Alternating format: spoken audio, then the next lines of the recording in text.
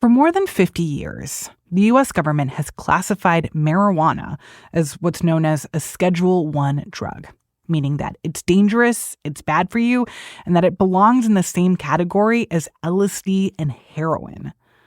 But that could change soon, thanks to a directive from President Trump.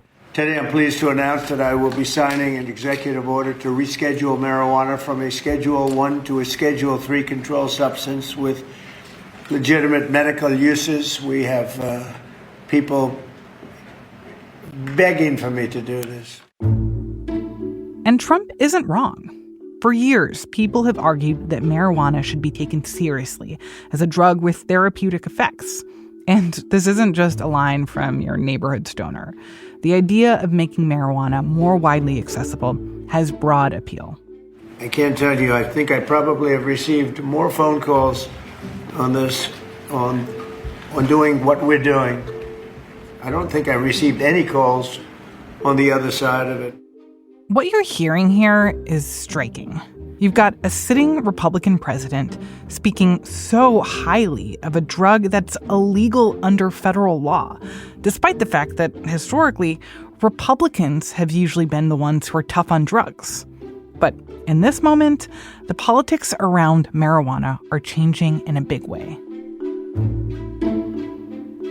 From the newsroom of The Washington Post, this is Post Reports. I'm Martine Powers. It's Monday, December 22nd.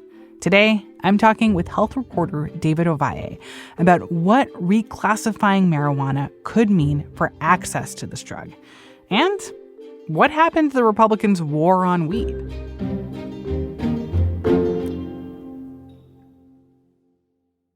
All right, so David, I can't be the only person who doesn't actually know what reclassification of a drug means. Like, I don't know what Schedule I is or Schedule III is. Can you explain, what exactly is happening here and what does it mean that a drug is going from Schedule I to Schedule III?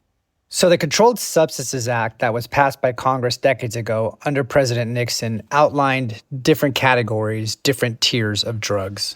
America's public enemy number one in the United States is drug abuse. In order to fight and defeat this enemy, it is necessary to wage a new all-out offensive. And it's the riskiness of the potential for abuse and also whether there's any medicinal value for a particular drug, right? So Schedule I is like the riskiest of drugs, right? There's a high potential for abuse and there's no medicinal value. So you have things like LSD, heroin, and then, of course, marijuana, which has been a source of contention for many, many years, even as so many states have legalized marijuana either for medical purposes or for recreational purposes. If this rescheduling goes through, marijuana will now join Schedule III, which includes prescription drugs like ketamine, like testosterone, like Tylenol with codeine, which is used for cough syrup, basically, like extra strength cough syrup. So this is a big deal. This is a big change in federal policy. Now, what it means practically, that is going to be, still up in the air, and it might not be as much as your layperson thinks. But it certainly is a big message in federal marijuana policy. And I want to talk more about those implications in a second. But just to be clear, this is not the same thing as saying that marijuana has been legalized federally, right? Right. Marijuana is not being legalized. It's not even being decriminalized. It's just fewer restrictions, right? There could be some sentencing changes. It's just going to be treated a little bit differently. There should be fewer restrictions on the medical research side. And then, of course, I think for the big deal is going to be with the ability for cannabis companies to be able to write off business expenses. Why did Trump call for this change? Why is Trump and the federal government now basically saying we think that there might be medicinal value in marijuana and that it might be less risky, even if we're going to keep it illegal? Well, so this actually goes back to the Biden administration. And this was actually a proposal that the Justice Department under Biden submitted. Look, folks, no one should be in jail merely for using or possessing marijuana, period. Far too many lives have been upended because of failed approach to marijuana, and I'm committed to righting those wrongs. You have my word on it. The Justice Department had taken the lead on doing this, which it's supposed to do, but it had been kind of stalled in kind of administrative hearings and administrative review, and so it's kind of been in limbo. So what Trump is doing is really just following what the Biden administration had already promised to do, and there's still a lot of tension about the public health benefits of it. But I think for the most part, people tend to think that marijuana is not something that you should be going to prison for years and years and years. And while this does not decriminalize, it does send a powerful message about the priority that marijuana has for law enforcement. Mm-hmm. Yeah, I have to say there aren't many issues that are being tackled by the federal government right now that you could say, well, Trump is just finishing what the Biden administration started or carrying out what Biden had already planned.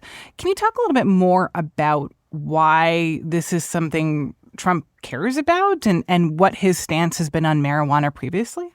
Well, Trump is not someone that cares much for substances. He's famously not a drinker. But I think he realizes it's a politically popular thing to do, despite pushback and objections from leaders within the Republican Party. That being said, as with many things with the Trump administration, there's sort of some built-in contradictions because at the same time, he's been launching this, very aggressive war on drugs and targeting drugs like cocaine and fentanyl, but also pardoning people who have been involved in drug trafficking. So, it's a little bit of some contradictions in there, but I think broadly speaking, I think it's something that he realizes is popular.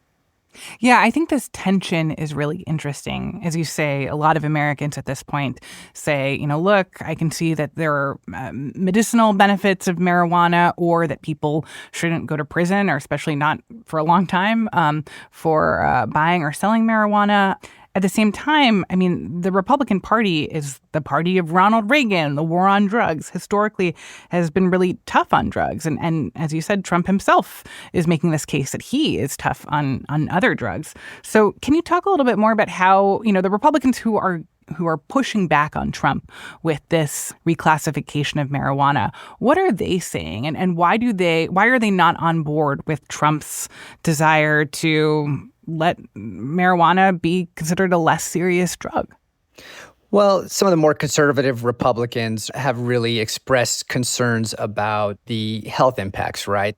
For example, Congressman Pete Sessions of Texas posted a video to Instagram strongly disagreeing with the change. It's completely inconsistent why we're trying to gun down those who are bringing in marijuana, heroin, and other dangerous drugs to our country, and yet we declassify that from a Schedule 1 to a Schedule 3. Sessions and other House leaders wrote a letter before the executive order was announced asking Trump to reconsider. They just alleged that the Biden administration had done this as a political ploy to get votes and that Trump was just sort of following suit and that it really was sending a dangerous message to the youth and that it was just going to enrich big marijuana companies and that it would even benefit the Chinese criminal organizations that have really gotten into the cannabis industry.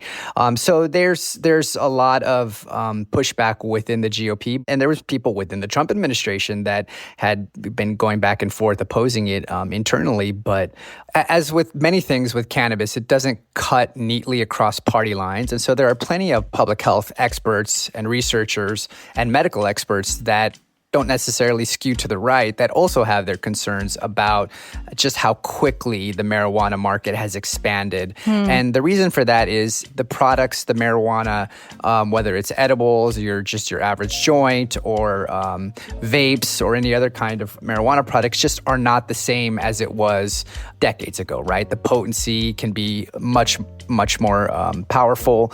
You have products that have sort of proliferated in such a loosely regulated space space at the state level and sort of in some of the gray markets in other states where it's not legal, that, there is some valid concerns, not just from Republicans, but from other experts about just how this might be damaging, the youth, people who have access to it. It used to be, you had a joint in the 60s or 70s, it probably wasn't a big deal. But if you have regular access to potent edibles and sort of unregulated types of products, that, there's greater health harms. And that could be anything ranging from psychosis in young people whose brains are not developed to addiction.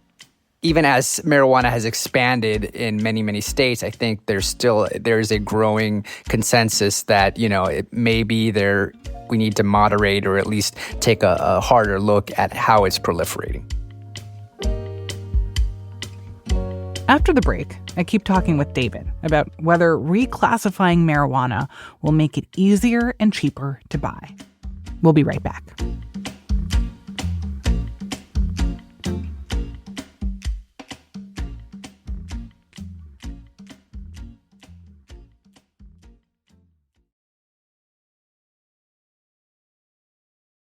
So, David, as you noted, part of this change in classification for marijuana will mean that there's a difference in medical research and how scientists can study the effects of marijuana. Tell me a little bit more about how that will work. Like, what does this change allow for scientists and doctors to do? It's going to be interesting to see how this plays out because historically it's been very, very difficult to research marijuana because under Schedule 1, it's very tightly restricted. So to study marijuana, you have to have lots of different permissions from the Drug Enforcement Administration and get marijuana from specific growers that are DEA approved. And the research that's ongoing into marijuana is really runs the gamut. I mean, you have research into, some of the obvious ones like PTSD with veterans, chronic pain, dealing with cancer and cancer treatment, dealing with the side effects from chemotherapy, and then even things like autism. So it really does run the gamut. So in theory, this schedule change should make that kind of research a bit easier. You won't have to get as many permits and the paperwork and everything should be sped up. But that being said, there's still going to be significant challenges in researching marijuana. And part of that has to do with the fact that there's so much product already out there. And so it's one thing to kind of research marijuana that's, grown specifically to federal government standards, but then it's a lot harder to research the things that people are actually using, right? The products that are sort of maybe loosely regulated or not regulated at all, or just kind of out there in different dispensaries in different states that are going to have varying quality and varying standards. So that's going to be one of the things where the market has really overtaken the science. And that is not something that's going to be as easy to discern, even when marijuana goes to Schedule 3. Well, then let's talk more about that kind of open market for marijuana too. Like, will this have any effect on businesses, dispensaries, like people or places that sell marijuana or marijuana byproducts? It probably will. And I think the biggest way it's going to benefit the cannabis industry is it's going to allow sort of your standard business tax write-offs, right? So under a provision of the tax code, any company that deals with Schedule 1 drugs cannot do those sort of normal business expenses that normal businesses do, right? So that makes the cost of business, that makes profits, that makes things very, very difficult for cannabis companies at the federal level, even if you're working in a state where it's legal, right? California, Colorado, New Mexico, wherever. So it's been an industry that has really kind of fallen on tough times in certain ways because, it's just only these big marijuana companies that are really making profits. And even then, it's still the margins are not great because there's just so many tax issues and regulations. And so that's also kind of led to an illicit market or gray market in cannabis products that sort of served as this competition. So within the cannabis industry, there's like a lot of tension points, right? So this should help cannabis companies be able to sort of work as normal businesses do. So I think that's going to be sort of where we see it the most. And I think that has the potential to really transform how the industry operates. And what about on the consumer side? Like if this change could make it easier for some of these companies to operate, to have slightly larger profit margins. Does that mean that for people who buy marijuana, that it'll be cheaper or easier to get? It's still going to be a controlled substance at the federal level. So this is all going to come down to the state. So it may vary from state to state. The added wrinkle is marijuana will now be a Schedule III, and every other substance in the Schedule III category is an FDA, a Food and Drug Administration approved substance, right? Whether it's ketamine, whether it's steroids.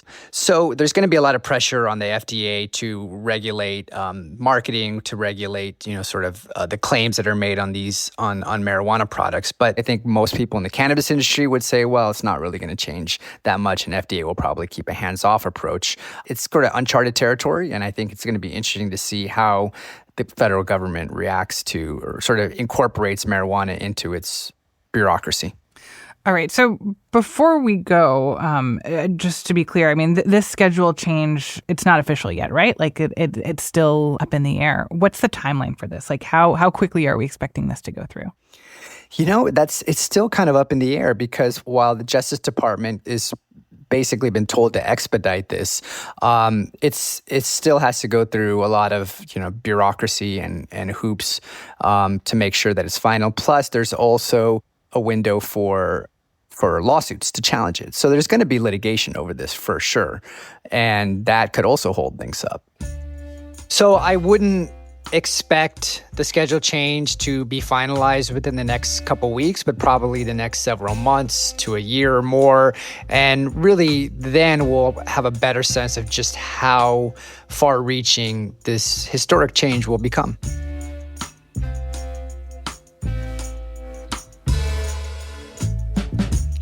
David, thank you so much for explaining on this. Really appreciate it. Thank you. Appreciate it. David Ovalle covers opioids and addiction for The Post. That's it for Post Reports. Thanks for listening. A new year is on the horizon, and guess what? Your 2026 savings start here. For 4 weeks of access, only $2 to read everything that the Washington Post has to offer. That is for the first 6 months.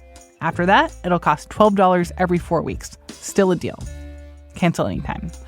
You'll get unlimited access to trusted journalism that helps you understand the year ahead and the world around you. Now's the perfect time to subscribe because great habits and great savings start together. Go to WashingtonPost.com/subscribe. Again, that is WashingtonPost.com/subscribe and start your year informed with the Washington Post. Today's show was produced by Emma Talkoff. It was mixed by Sean Carter and edited by Ariel Plotnick. Thanks to Chris Rowland. I'm Martine Powers. We'll be back tomorrow with more stories from the Washington Post.